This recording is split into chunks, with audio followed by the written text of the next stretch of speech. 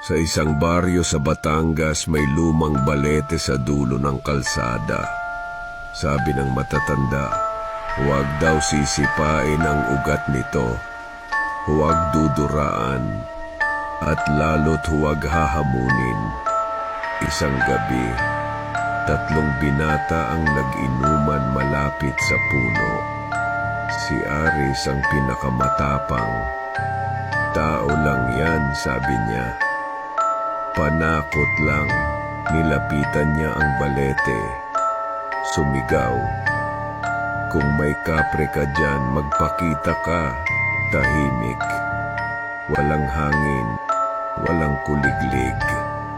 Biglang may naamoy silang tabako.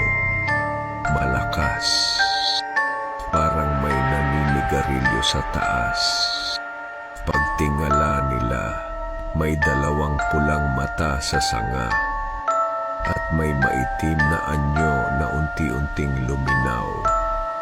Isang napakalaking lalaki. Mahaba ang buhok, makapal ang balbas. May hawak na tabako na parang nagliliyab sa dilim. Kapre, hindi makatakbo ang 2. Pero si Aris, tumawa pa. Props lang yan. Biglang bumuga ng makapal na usok ang kapre. Diretso sa mukha niya. Umikot ang paligid. Nawala ang mga kaibigan niya. Nawala ang kalsada. Gubat na ang paligid. Hindi mo ako nire-respeto. Malalim na boses ang umalingaw-ngaw. Tumakbo si Aris.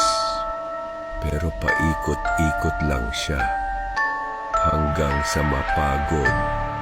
Hanggang sa matumba. Kinabukasan, nakita siya ng mga tao sa paanan ng balete. Mag-isa, tuliro, putlang-putla. Simula noon, hindi na siya nagsasalita.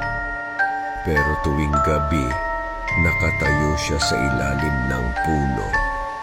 Nakatingala, parang may kausap. At minsan, may nakikita ang mga dumadaan, 2 pulang mata sa taas, at isang aninong nakaupo sa sanga, nagyoyosi, tahimik na naghihintay.